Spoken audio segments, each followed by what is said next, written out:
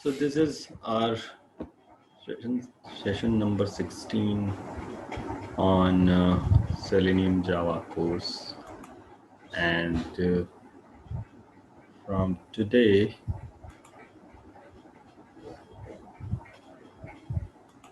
we will see exception handling part.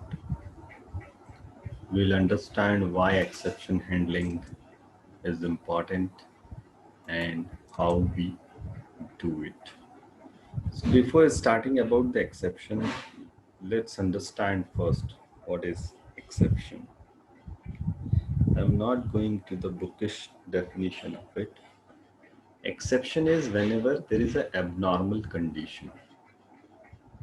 Exception is whenever at the runtime or at the compile time, any time in your program, when there is an abnormal condition.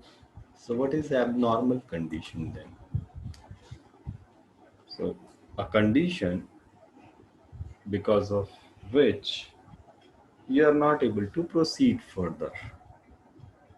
A condition because of which you are not able to proceed further on your program, on your execution. So for example, let's say if there is a program, let's make a new program today.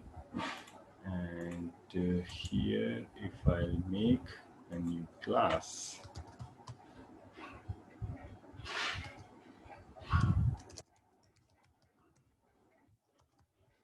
exception handle demo, okay. And here we'll write some lines.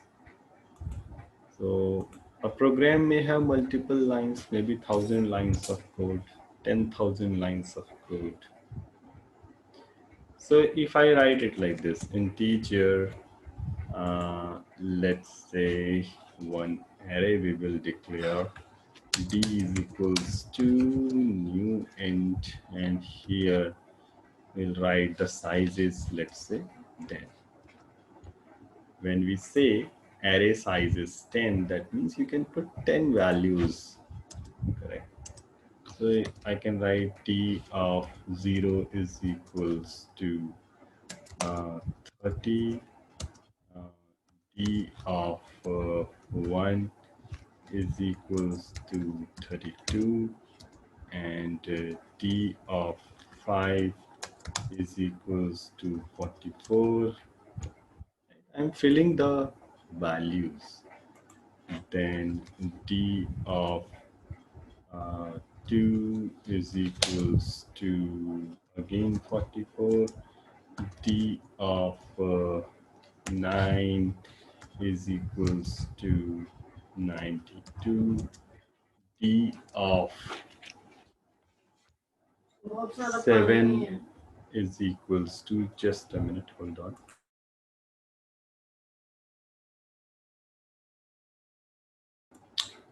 So we are writing this thing. D of 23 is 56, and D of 3 is equals to 9. Okay. So syntax wise there is no issue, and I'll print it. So to print any array, it will be like for integer y is equals to 0, integer y is equals to 0, y is less than 10, and y plus plus. And if I want to print it, I'll write system.out.println d of y, right? D of y I'll write. So that it will print d of 0 first, and then d of 1, d of 2, d of 3, till d of 9, it will print it. Okay. But this program has one logical mistake, okay? And that line number is actually 15. Why? Because if you have declared the size as 10, you can have d of 0, d of 1, d of 2, d of 3, d of 4, d of 5, d of 6, d of 7, d of 8, d of 9. But after that, if you write d of 10, so that will give me error. Okay. So let's see what error is coming. And here, let's say if I'll write system.out.println end of my program. I'm writing any random thing here, and I will run this. So when I run this program, I'm getting an error. Exception in thread mean java.lang array index out of bounds exception, and you have written 23. That's why it's showing you, and that is the at line number 50. It's saying that this is the program name exception handle demo.java 15th line. So if I click here, it will highlight where the error is present.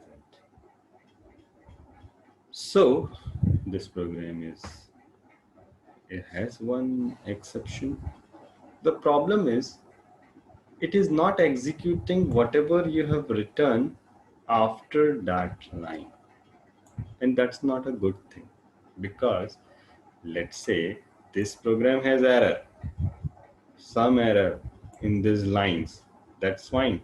But what about other things? I may have another function to be called here, right? So I want to call, let's say, print my name, and that function I'm calling, and that function just prints something. So public static void print my name. Okay. Just random thing I'm writing here, and the work of this program is to print something, right? So it prints testology.in. Okay, that's it. So execution starts from the main function. Okay, so main function is executed till this, and then at the 15th line, it will get halt. There is one problem at the 15th line. So rest of the program will not be executed. Means 16th line, 17th line, 18th line, this line, nothing will get executed. Why? Because there was a problem at a particular line, right? This print mining is independent of all this thing, whatever you are doing. So at least this should get executed, right?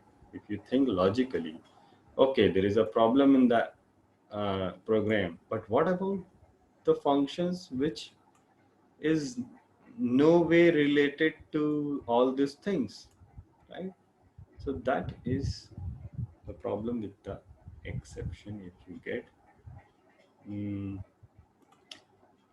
the program will be stopped and will come out of the program. So there should be a mechanism to handle this kind of situation, and that is called exception handling. Okay. So how to handle that? The simplest way is, wherever you think error can come, put that code in try catch. So the code is very simple.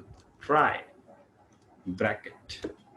That means you want to try this code if there is any error, and this try is close. So if you can format it anytime. So you can select it, and there is a way. You go to source and click on format.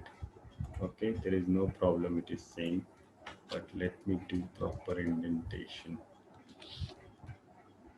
Okay.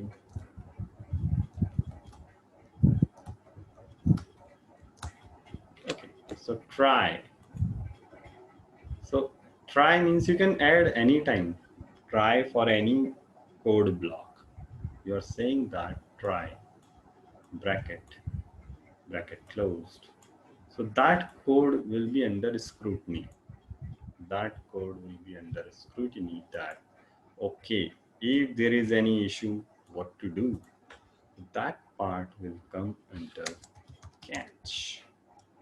Okay, and catch block is like this. So this is a complete code now. Try catch. Catch means if there is any issue, what to do. So catch has standard code like this. Exception. So here exception here is like a class. Okay, it's like parent class to all kind of exception. We'll see the hierarchy. And here I am writing there is some problem. I'm not writing what problem it is. There is some problem. I'm writing here, let's say. So here, whatever you want to do when the exception has occurred, that code will come. I'm writing a very dummy code, right? But actually there will be a code related to how you will handle this situation. Okay, that kind of code will come. This is just for the demo purpose. I want to show that because there is a problem at the 16th line, let's see what will happen. Let's put debug. Let's put debug point, and this time we will run this program in debug mode. So if you see here, this will reach to line number 10. Let's run it one by one. Okay, line number 11, line number 12, line number 13, no problem. Line number 14, no problem. Line number 15, no problem. Line number 16, now I'm going to the next line. So if you see here, it is not going to line number 17, it is going to the catch part. Okay, and if I hover over this, it is showing me that okay, it will show now. So I'm going here and it has some kind of exception. It is saying array index out of bound exception. Okay, and it is reaching to this point. So this exception is handled in this way. Now the program is continued. See here, program is continued. It is not like the problem is at line number 16, so come out of the program. It's not like that. See here, still I am able to print all these values and program is continued. So it will print me whatever D0, D1, D2, D3, D4, whatever is the filled value we have. It is printing me those values because of this for loop. Now I am at the 29th line. Now 30 line function is called. So accordingly it will work, like it will print testology.n and it will come out of the main function then. So this is how we handled one exception. This is how we handled one exception. So as a programmer, I should know what kind of exception can come in my program, and accordingly I should handle the exception. If you don't know what is the exception name, you can write it in this way. It's like a mother of all the exception. If you know exactly what kind of exception can come, then actually we should write array index out of bound exception. That exception name will come here. Okay, yeah, so somebody is asking, is there any way to put what exception has come? Yes, so you can write it system.out.println e dot get message. Okay, sorry, e dot to string and e dot get message, both is there. So this time if I run this program, if you will see, it's printing me there is some problem, and this is the exception I am able to print. So e dot to string, if you will do it, it will show you what kind of exception it is.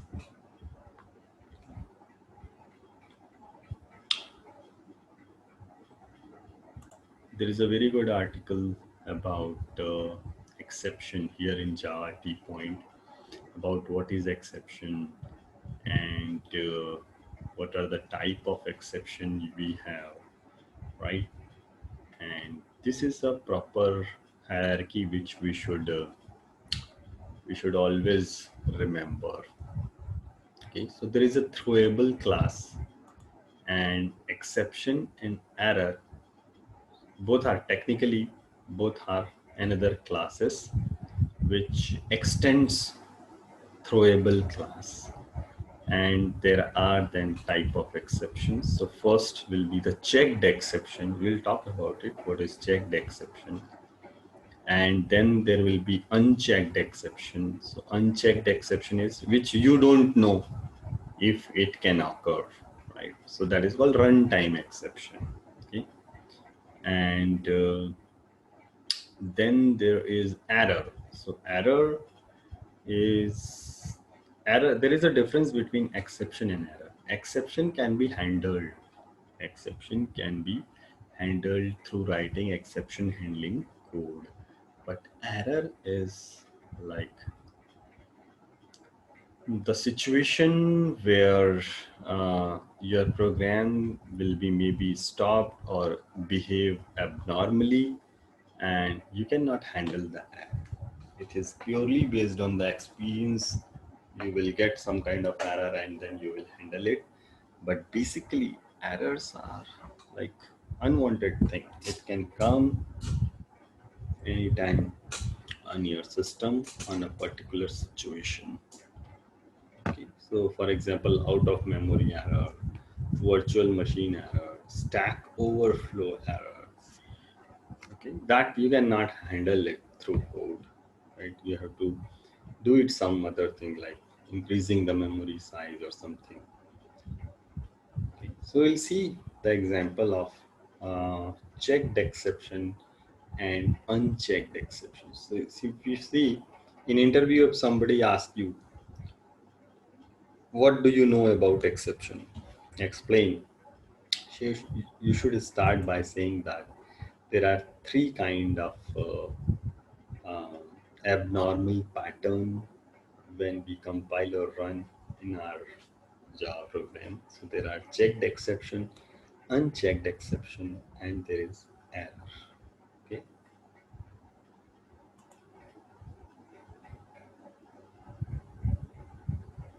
So somebody is asking, can we use try catch for all type of exception? Yes. So all checked and unchecked exception, you can put try catch. For all checked and unchecked exception. So it's a technical name, checked and unchecked exception. We'll see what is called checked and what is called unchecked. For all kind of exception, you can put try catch.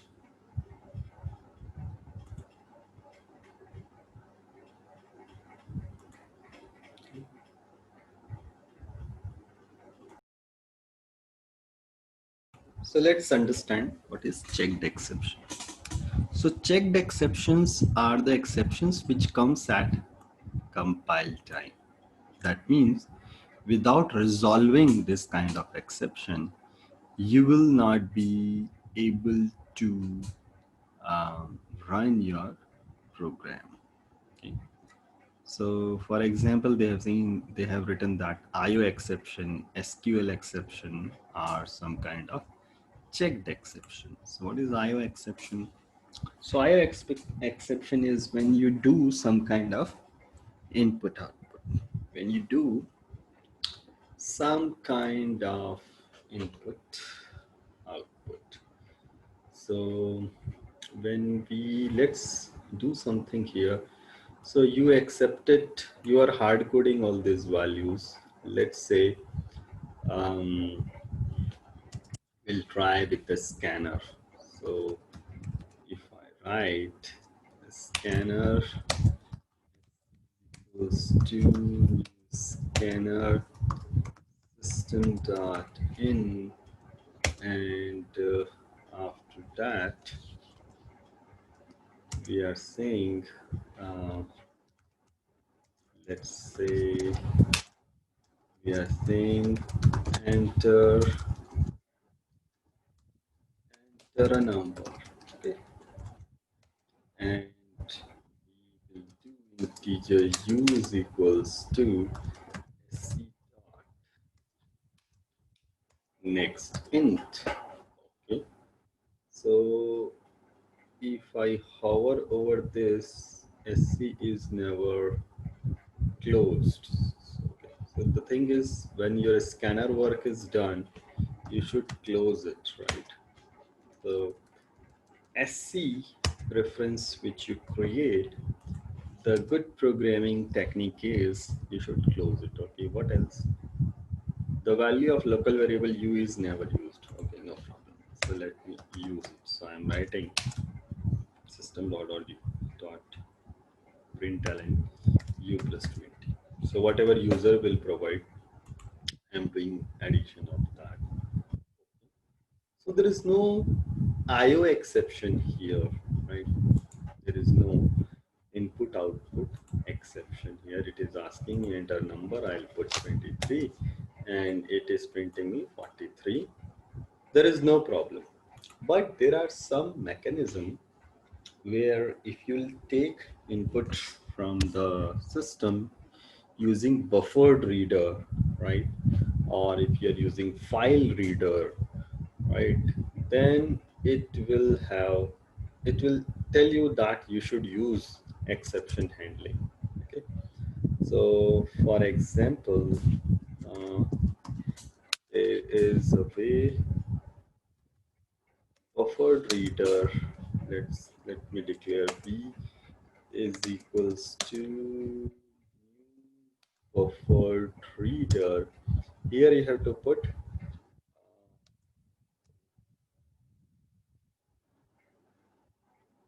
what kind of string you want to use.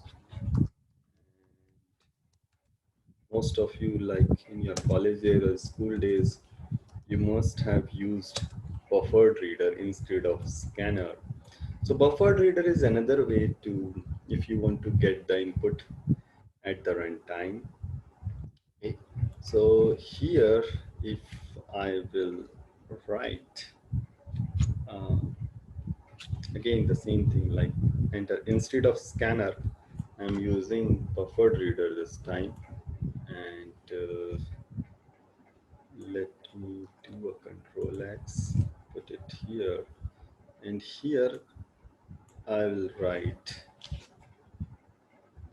enter a number. So b dot uh, read. Okay, so read. I don't think read will read the integer. So read line is the function. B dot read line. So that you can read the string values, but you have to convert it to integer. So this is the way to get an integer.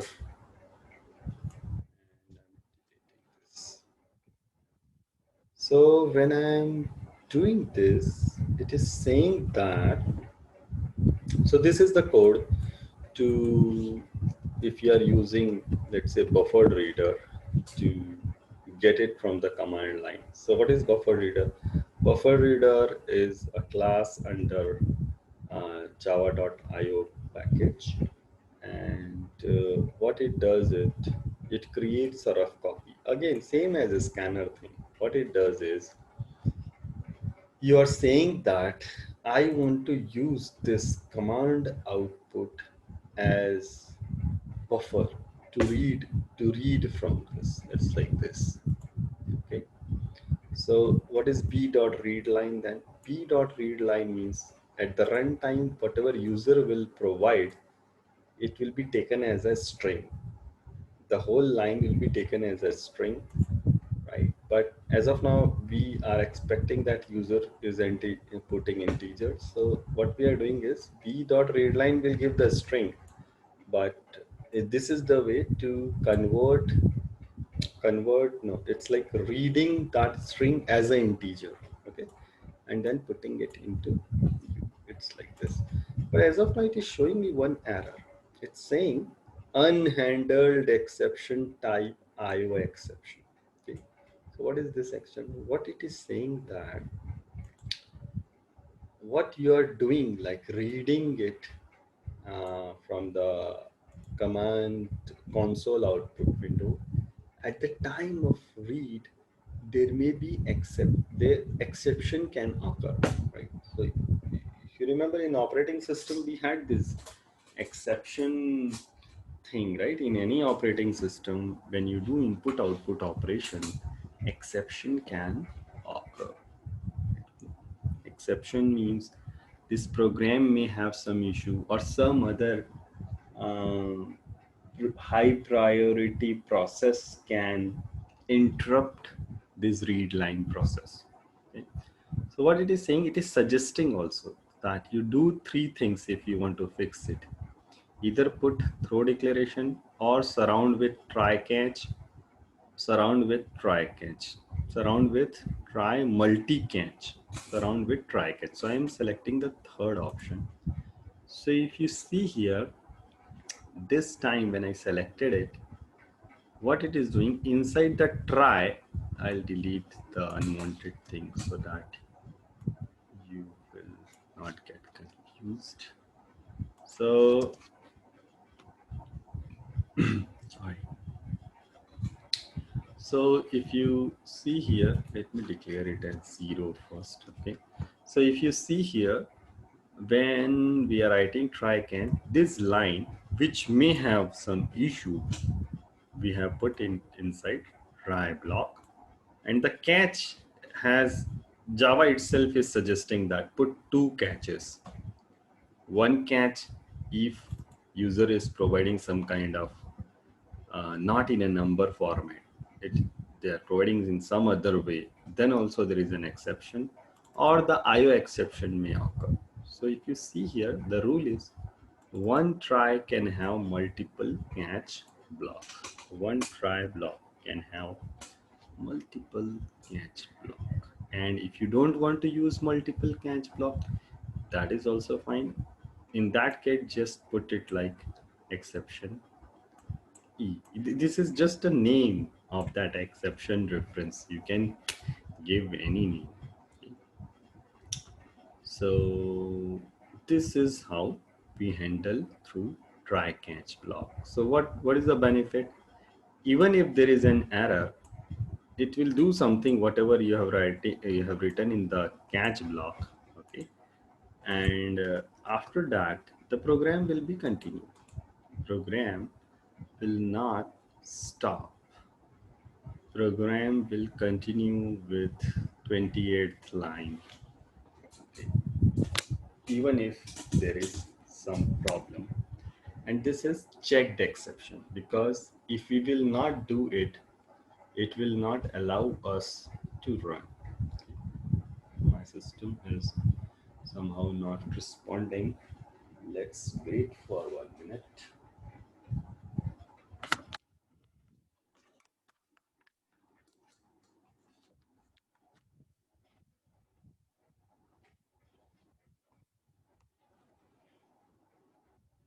Seems I have to stop my Eclipse and I have to restart. Hold on.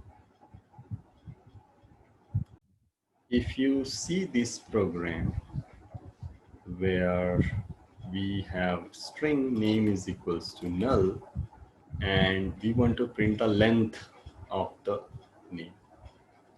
Okay, let's run this program. So if I'm running this program, it is showing me the exception at the runtime. At the compile time, there is no error. At the compile time, it is showing me no problem. You can run this program. Okay. But when I run this program, it is showing me one error that java.lang null pointer exception, and it is at line number 9, because you cannot find the length of a null string. You cannot find the length of a null string. If this program will be like this, name Nitesh, and now if I'll run, it will print me 6. Yeah. it will print me 6. Why? Because the length of the string name is 6. It is printing me. But if let's say the string is null, null means nothing, empty, right? So in fact, not empty. Empty means the length will be 0, but null is not a defined thing. Okay. So in that case, it will show me null pointer exception. Okay, and program will stop. So for example, here if I'm writing name is equals to testology, and after that I'm continuing my program by saying name dot to uppercase. Okay, so but this will not get executed because there is a problem at the line number 9. So 12th line is not getting executed because there is a problem at line number 9. So what to do? In that case, we should handle the exception. Okay. So if you this is purely based on programming knowledge and experience, right? Wherever you are using a null, that means if you are performing something on that variable sometime somewhere in your program, you should handle it. What we can write here, try. Okay, close, catch, and here you can write exception, right? If you are sure that what kind of exception can come, then you should put that particular exception. So the exception name is null pointer exception. So if I put null pointer exception NL, okay, and in the catch block, you can you can do whatever you want to do, right? It's not like you have to do system.out.println only. Maybe you can say name is equals to blank, name is equals to something, or whatever you want to do here. I'm just writing nl dot print stack trace. Stack trace means whatever error you have, you can print it. It's like a stack trace means whatever exception has details related to how it has occurred, right? There is a particular hierarchy from where it is coming, so that you can print. It's like this. And the method is the okay, or get stack trace. There are different ways to print it. I'm just checking. Yeah, get stack trace is the function you should use. So if I run this time, if you see here, it is printing me what kind of error is there technically, and here it is printing testology also. Why? Because program is continued. It is handling, it is going to the catch part, and then 14th line and 15th line are continued. This is one way of handling through try catch.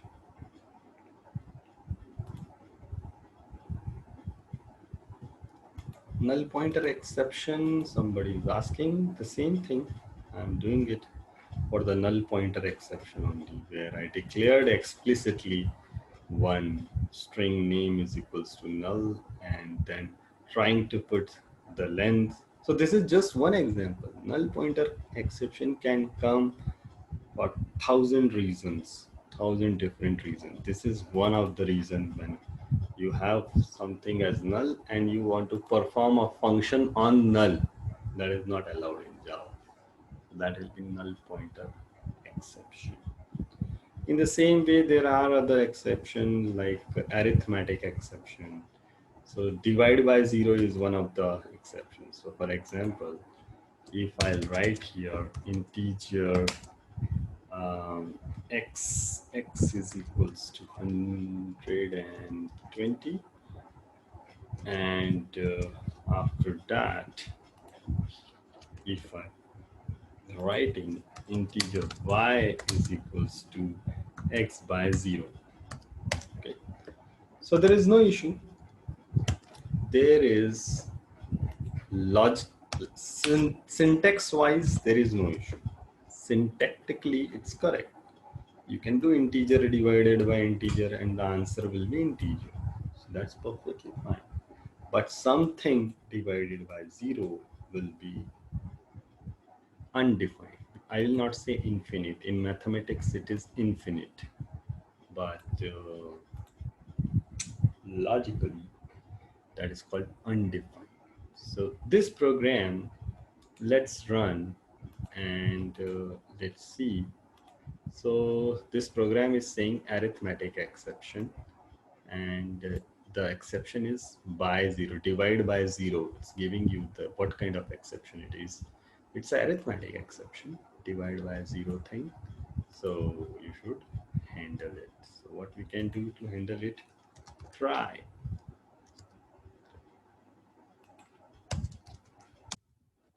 catch. Here you can write either you can write arithmetic exception exactly like arithmetic exception, or you can write simply exception. That is also fine. Exception E, and here you can say whatever. It depends on what you want to handle, how you want to handle it. So, for example, here you can say that division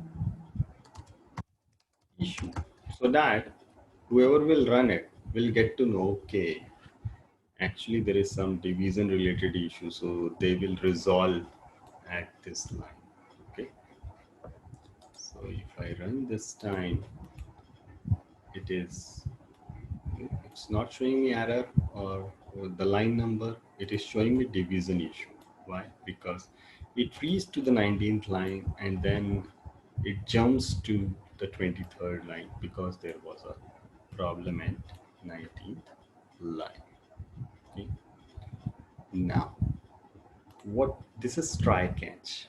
Then there is error. Error is out of memory error, virtual machine error, assertion error. So those errors you cannot handle. At that point, system will get hang either or it will come out of the program. Right? We cannot handle it through programming. Okay? So try, catch, those are the keywords. Finally, what is finally? Finally is when you want something to be executed finally. So if I write here finally, and if I write some code here, I'm writing I am here at finally. So what is the finally? Finally is a code block which will be executed even if there is no exception. Even if there is no exception, finally will be executed. So what I'm saying, you have put try catch. Let me correct it. So I want to do x by 6. That is perfectly fine, right? X is 120. I'm doing integer y is equals to x by 6. Now there is no division issue. It won't print division issue this time, right? Because there is no arithmetic exception. So let's run this program. And it's saying I'm here at finally. Why? Because finally is a code block which will be executed finally, irrespective of whether there is error, exception or not. Now you must be thinking, why to write finally block? It's very helpful to manage different things. Maybe you want to, close the buffered reader.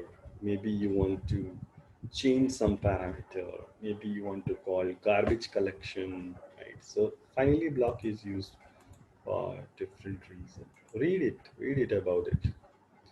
Is used to execute the important code of the program. It is executed whether an exception is handled or not. Then there is throw. The throw keyword is used to throw an exception. So For example, if you know exactly when to throw the exception, throw means like showing to the programmer that there is an exception. So throw you can use explicitly. Throw you can use explicitly. Okay. So for example, I'm checking here. Is there any example? So Java throw keyword, how to use it? You have to write throw and then exception name. Okay. So anytime you can write throw new IO exception and the fun and the message you want to put it.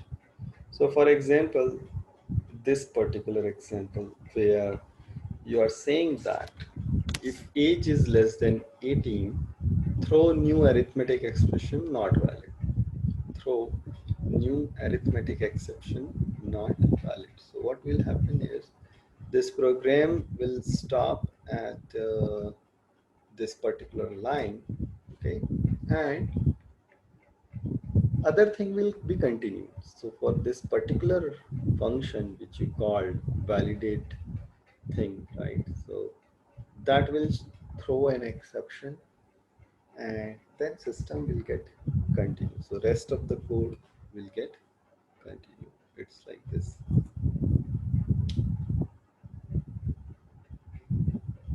So yeah, this program is like this. There is a class, okay, then there is a function, this particular function, and there is a main function. So execution starts from the main function only. So main function is saying validate 13. So there is a function called passing 13. So that will jump to the function part. 13 will go to age. Then we are saying if age is less than 18, throw arithmetic exception. Though it is not logical, right? It's not the arithmetic problem, but still, that's the power of throw. Throw, you can put your own messages, right? So if you see, there are validations. There are validation in your login module, right? So when we say, let's open it.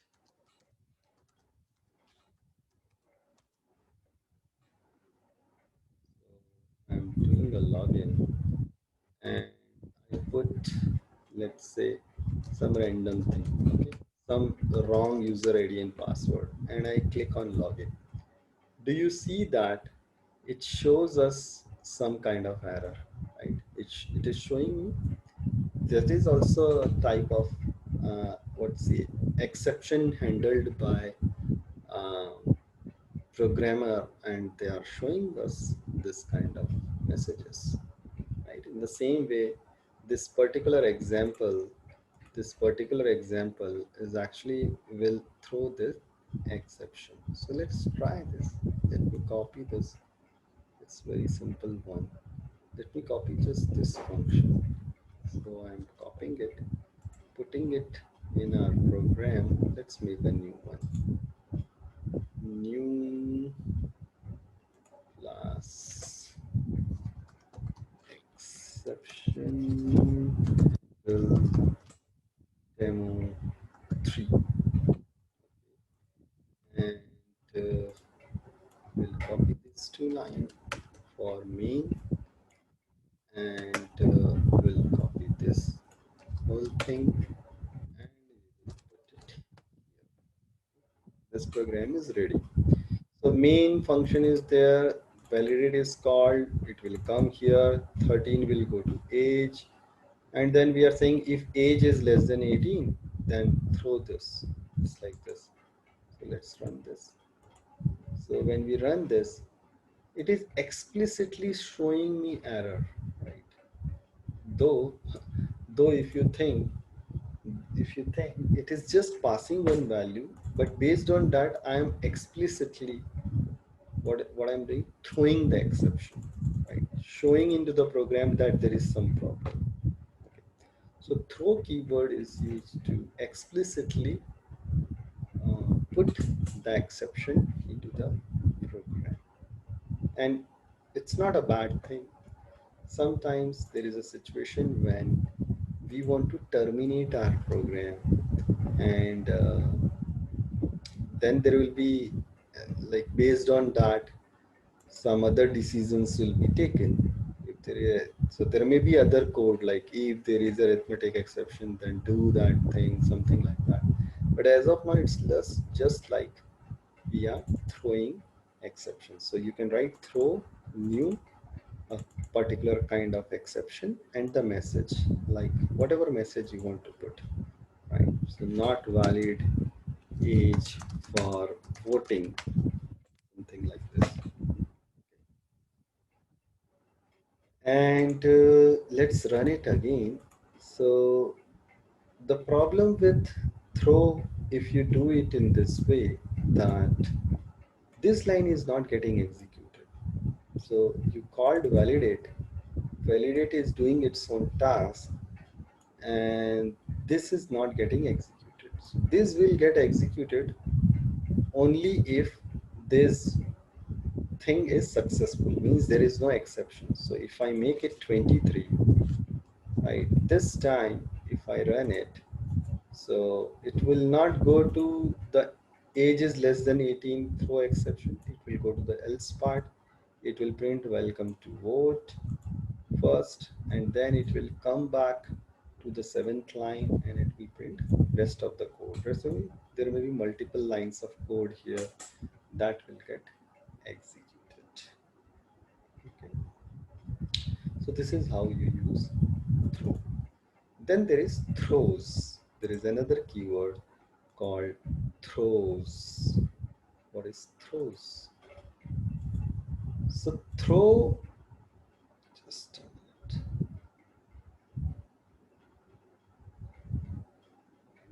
So throws you will use when, so throws will be used in the function signature first of all. So throws you use in this way.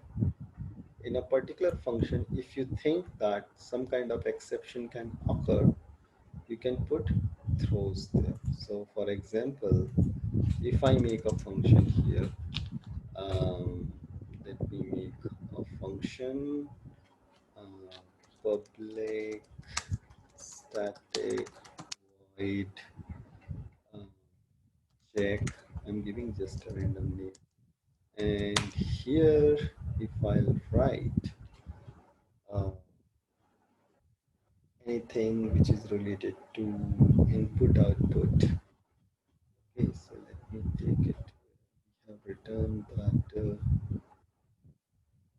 or the same thing like divide by zero thing. Okay, let me take that one.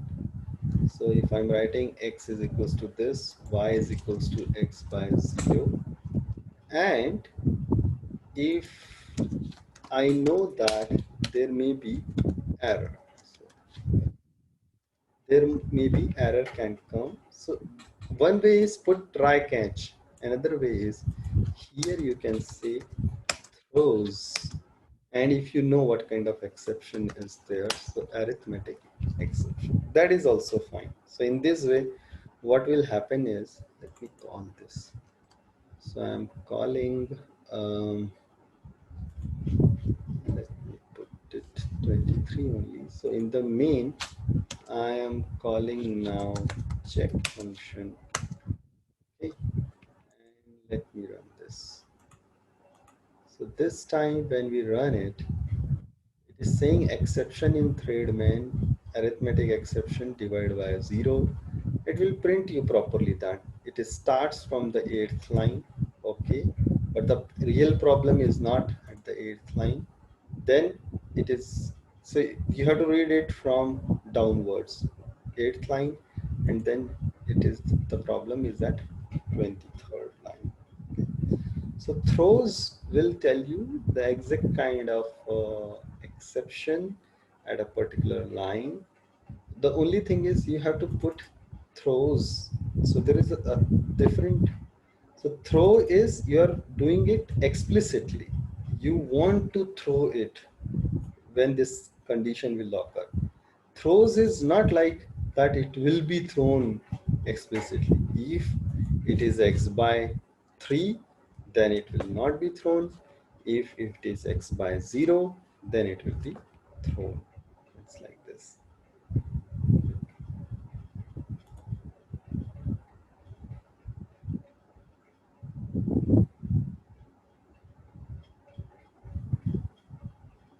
Is there any case when finally will not be executed? No, there is no case. Finally will always get executed.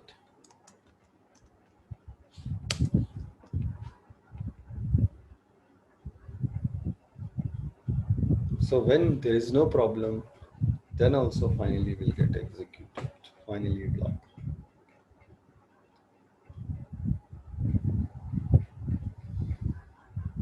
So this is how, and it's a very famous question, like what is the difference between throw and throws? So you should be in a position to make interviewer understand, and you have to explain that throw is when you want to explicitly throw the exception based on a particular condition, and throws is you use into the when you define a function at the line where the function name is there, and you can have multiple throws, so you can put comma and then another exception name, right? And any exception which is related to what exception you are mentioning here at any line, if that kind of exception is coming, that will be handled. Handled means it will just show you, nothing else. Try catch is the block to handle it properly. Rest of the thing is not actually handling it, it's just showing you a particular kind of exception. So I recommend again that you guys should go through this particular chapter, exception handling in Java, and then there are like subtopics like how to use try catch block, how to put multiple catch block, what is nested try, what is finally block, what is throw keyword, okay, and what is final, what is finally, what is finalize. This is a very famous question. What is final, what is finally, what is finalize? And this is a good blog, so they have put it properly with the example, okay. And there are custom exceptions that you don't have to go on, but at least till this 10 chapters you should read about exception.